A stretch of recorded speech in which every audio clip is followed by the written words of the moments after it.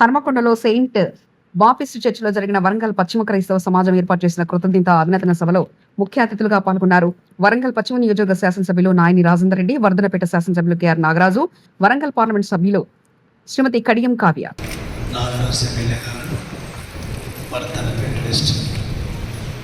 మరి ముఖ్యంగా మన ప్రియతమ నాయకులు నాయని రాజేందర్ రెడ్డి గారు.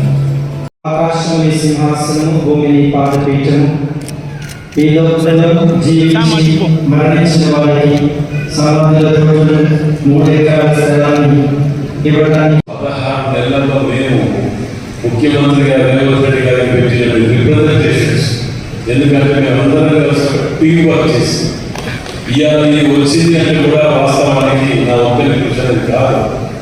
పార్లమెంట్ సభ్యులు కానీ ప్రత్యేకంగా నాగరాజు నాకు అభినందన తెలుపుతున్నాను. ఎందుకంటే వారి నియోజకవర్గంలో వారికి ఏ దానికి కావాలన్నా కుబేరుడు, జిల్లాకు కుబేరుడు.